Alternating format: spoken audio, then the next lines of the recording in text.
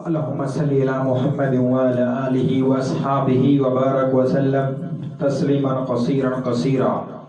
بسم الله الرحمن الرحيم نحمده ونصلي ونسلم على رسوله الكريم۔ حضور اکرم صلی اللہ علیہ وسلم کے طیف کے سفر کا قصہ۔ نبوت مل جانے کے بعد 9 برس تک نبی اکرم صلی اللہ علیہ وسلم مکہ مکرمہ میں تبلیغ فرماتے رہے اور قوم کی ہدایت اور اصلاح کی کوشش فرماتے رہے، لیکن تھوڑی سی جماعت کے سوا جو مسلمان ہو گئی تھی اور تھوڑے سے ایسے لوگوں کے علاوہ جو باوجود مسلمان نہ ہونے کہ آپ کی مدد کرتے تھے، اکثر کفار مکہ آپ کو اور آپ کے صحابہ کو ہر طرح کی تکلیفیں پہنچاتے تھے، مذاق اڑاتے تھے، جو ہو سکتا تھا اس سے درگزر نہ کرتے تھے۔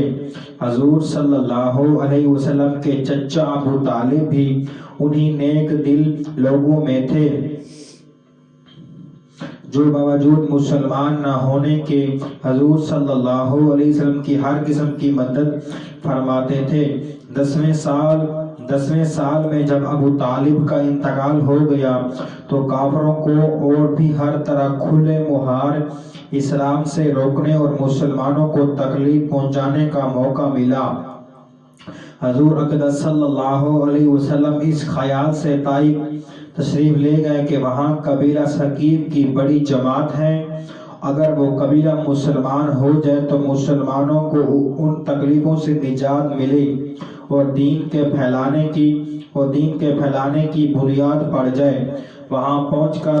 قبیلے کے 3 سردار جو بڑے درجے کے سمجھے جاتے تھے گفتگو فرمائی اور اللہ کے دین کی طرف بلایا اور اللہ کے رسول کی یعنی اپنی مدد کی طرف متوجہ کیا، مگر ان لوگوں نے بجائے اس کے کہ دین کی بات کو قبول کرنے یا کم سے کم عرب کے مشہور مہمان نوازی کے لحاظ سے ایک نواز مہمان کی خاطر مرد کرتے صاف جواب دے دیا اور نہایت بے رخی اور بد اخلاقی سے پیش آئے۔ ان لوگوں نے یہ بھی گوارا نہ کیا کہ آپ یہاں قیام فرما لیں۔ جن لوگوں کو سردار سمجھ کر بات کی تھی کہ وہ شریف ہوں گے اور مہذب گفتگو کریں گے، ان میں سے ایک شخص بولا کہ اوہو، آپ ہی کو اللہ نے نبی بنا کر بھیجا ہے۔ دوسرا بولا کہ اللہ کو تمہارے سوا کوئی اور ملتا ہی نہیں تھا جس کو رسول بنا کر بھیجتے۔ تیسرے نے کہا کہ میں تجھ سے بات کرنا نہیں چاہتا، اس لیے کہ اگر تو واقعی نبی ہے جیسا کہ دعویٰ ہے لو تیری بات سے انکار کر دینا مصیبت سے خالی نہیں، اور اگر جھوٹ ہے تو میں ایسے شخص سے بات کرنا نہیں چاہتا۔ اس کے بعد ان لوگوں سے نا امید ہو کر حضور اکرم صلی اللہ علیہ وسلم نے ان لوگوں سے بات کرنے کا ارادہ فرمایا۔ آپ صلی اللہ علیہ وسلم تو ہمت اور استقلال کے پہاڑ تھے، مگر کسی نے بھی قبول نہ کیا، بلکہ بجائے قبول کرنے کے حضور صلی اللہ علیہ وسلم سے کہا کہ ہمارے شہر سے فوراً نکل جاؤ اور جہاں تمہاری چاہت کی جگہ ہو وہاں چلے جاؤ۔ حضور اکرم صلی اللہ علیہ وسلم جب ان سے بالکل مایوس ہو کر واپس ہونے لگے تو ان لوگوں نے شہر کے لڑکوں کو پیچھے لگا دیا، آپ صلی اللہ علیہ وسلم کا مذاق اڑایا، تالیاں بجائی، پتھر مارے، حتیٰ کہ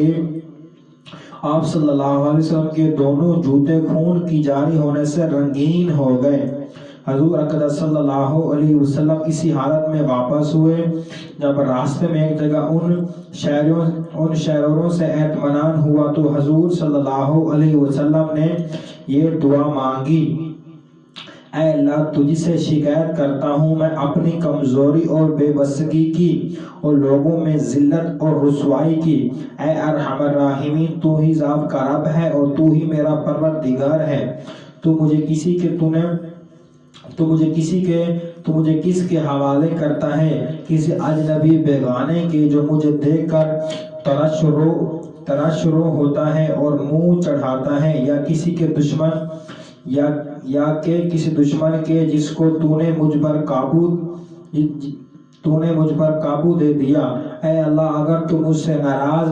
نہیں ہے تو مجھے کسی کی بھی پرواہ نہیں، تیری حفاظت مجھے کافی ہے۔ میں تیرے ہی چہرے کے اس نور کی طوفیل جس سے تمام اندھیریاں روشن ہو گئیں اور جس سے دنیا اور آخرت کے سارے کام درست ہو جاتے ہیں، اسی بات سے پناہ مانگتا ہوں کہ مجھ پر تیرا غصہ ہو یا تو مجھ سے ناراض ہو۔ تیری ناراضگی کا اس وقت تک دور کرنا ضروری ہے جب تک تو راضی نہ ہو۔ نہ تیرے سوا کوئی طاقت ہے نہ قوت۔ مالک الملک کی شان قہاری کو اس پر جوش آنا ہی تھا کہ حضرت جبرائیل علیہ السلام نے آ کر سلام کیا اور عرض کیا کہ اللہ تعالیٰ نے آپ کی قوم کی وہ گفتگو جو آپ سے ہوئی سنی اور ان کے جوابات سنے، اور ایک فرشتے کو جس کے متعلق پہاڑوں کی خدمت ہے آپ کے پاس بھیجا ہے کہ آپ جو چاہیں اس کو حکم دیں۔ اس کے بعد اس فرشتے نے سلام کیا اور عرض کیا کہ جو ارشاد ہو میں اس کی تعمیر کروں، اگر ارشاد ہو تو دونوں جانب کی پہاڑوں کو ملا دوں جس سے یہ سب درمیان میں کچل جائیں،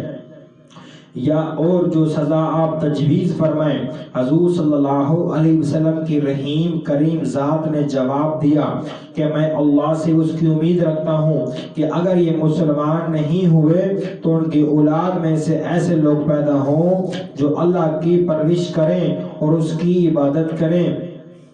فائدے میں لکھتے ہیں یہ ہیں اخلاق اس کریم ذات کے جس کے ہم لوگ نام لیوا ہیں کہ ہم ذرا سی تکلیف سے، کسی کی معمولی سی گالی دینے سے ایسے بھڑک جاتے ہیں پھر عمر بھر اس کا بدلہ نہیں اتارتا،